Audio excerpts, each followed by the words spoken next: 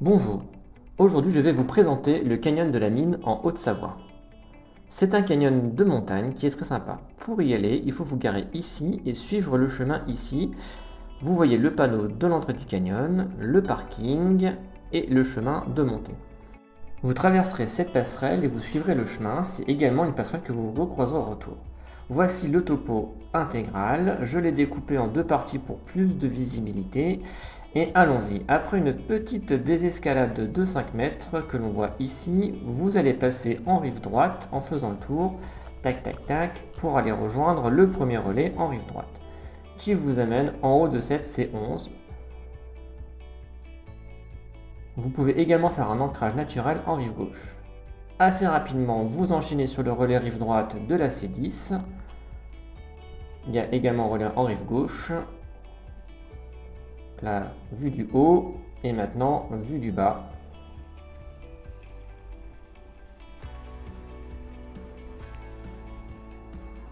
Vous enchaînez ensuite sur la C22 avec son superbe ancrage naturel, un point et une sangle autour d'un arbre. On voit ici à la première personne la vue du bas, la vue un petit peu plus grosse, et vous voyez qu'après quelques petits passages, on arrive assez rapidement sur la cascade d'après. C'est à ce moment-là que le canyon s'enchaîne. On va arriver donc en haut ici de la C7 avec un ancrage rive droite.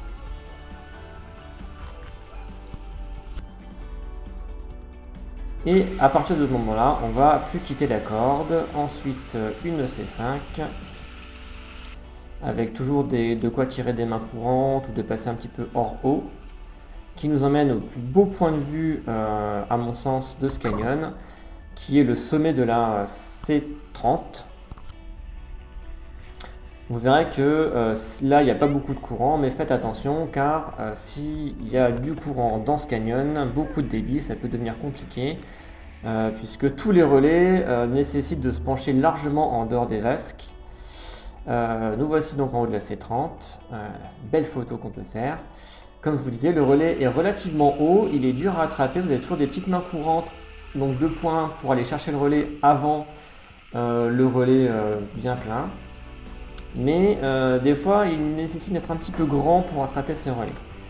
Donc voilà la C30 en tout cas. Vous allez voir qu'à partir de maintenant, on ne quitte plus la corde du tout. La C30 vue du bas. Et là, on va arriver dans la très très grosse partie du canyon où là, vous allez aller de relais en relais jusqu'à la fin du canyon.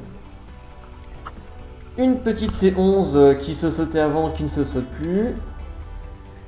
Alors c'est là où il va falloir être concentré, puisque dans cette C11, vous allez arriver en rive droite avec une main courante, mais ce n'est pas le relais de la C40. Le relais de la C40, il est caché après la vasque. Donc on va voir là dans la vasque, voilà l'Aurélia qui y est. Il y a une petite longe pour attraper la main courante, que l'on voit ici. Mais pour aller chercher le relais où je suis, il faut sortir de la vasque et aller le chercher caché en rive droite. Ce relais, le voici. On le voit là. C'est le relais de la C40. Le relais d'après est en rive gauche, donc il va falloir traverser le débit. Donc on voit ici la C40 vue du bas.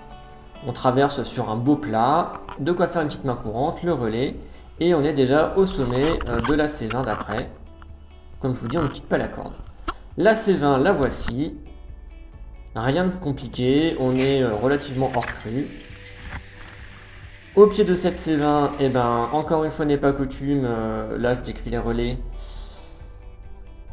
Une fois n'est pas coutume, on enchaîne quasiment directement avec le relais que l'on voit ici, un petit peu d'accéléré, voilà, qui nous amène en haut de la C30.